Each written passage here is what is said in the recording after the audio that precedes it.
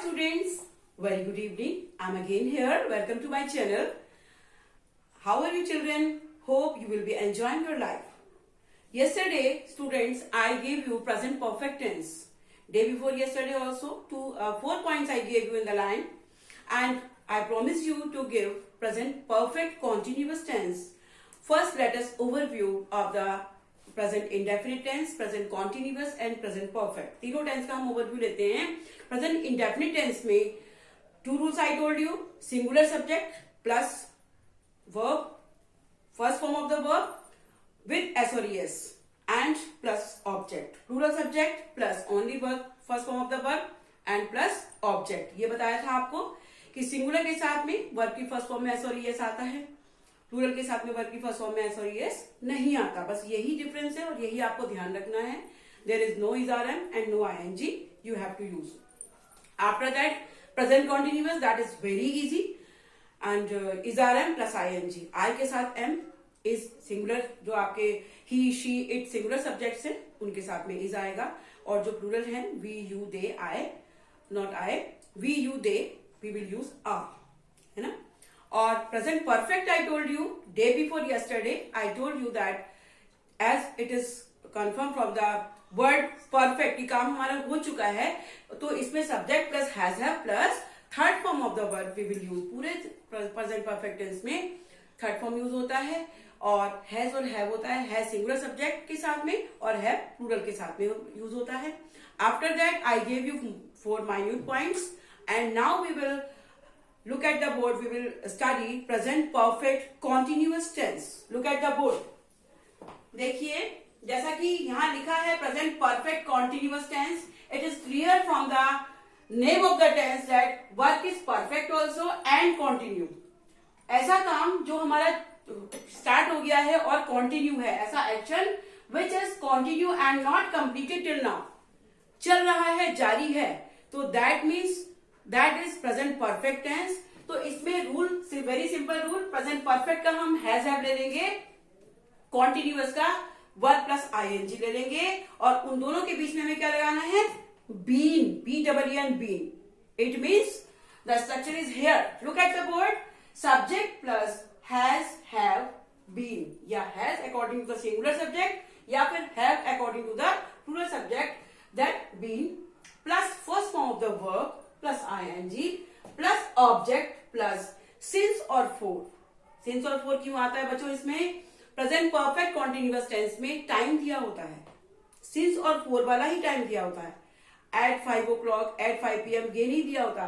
कोई भी काम कितने समय से हो रहा है, 2 घंटे से हो रहा है, सुबह से हो रहा है, तो वहां पर हम सिंस और फोर का यूज करते हैं। And what is the difference between since and four?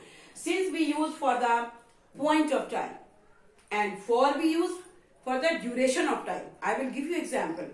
See, he, देखिए आपका सब्जेक्ट के नीचे मैंने ये लिखा है, स्ट्रक्चर के साथ ही बताया है आपको, और has, because he is singular.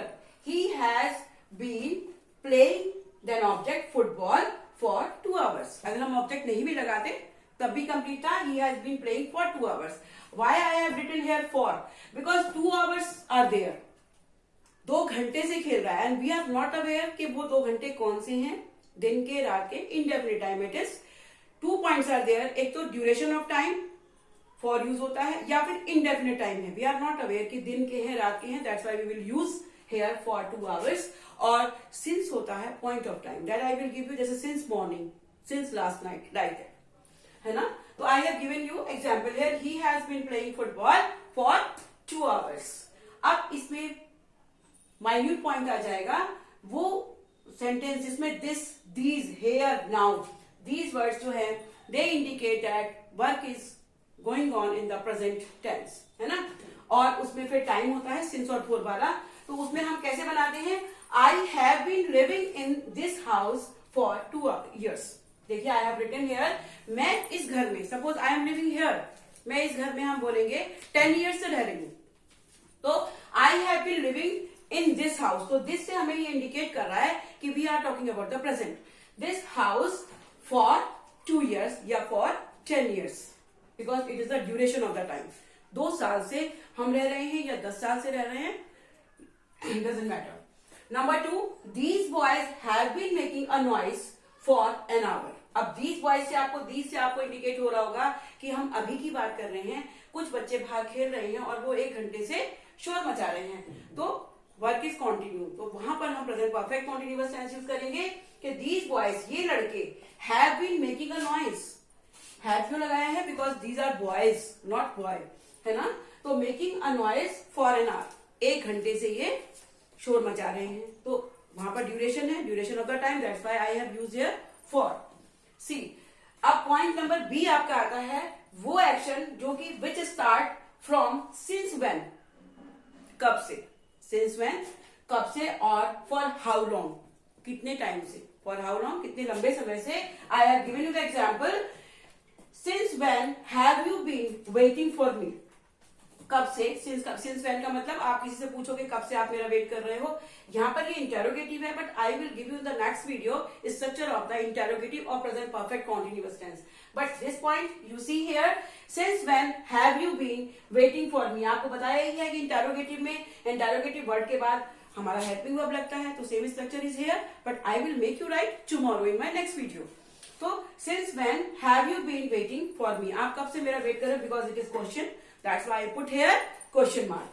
And number 2, for how long have you been living in this house. आप इस घर में, जैसे आप किसी से पूछ लेते हैं आप इस घर में कितने टाइम से रह रहे हो, या इस स्कूल में कितने टाइम से पढ़ा रहे हो, है ना. तो उसके लिए हम ये वर्ड यूज करते हैं फॉर हाउ लॉन्ग, कितने लंबे समय से. For how long have you been living in this house, put the question mark in the last. So that's it. Today I have given you overview of all the tenses and present perfect continuous, same simple structure I told you.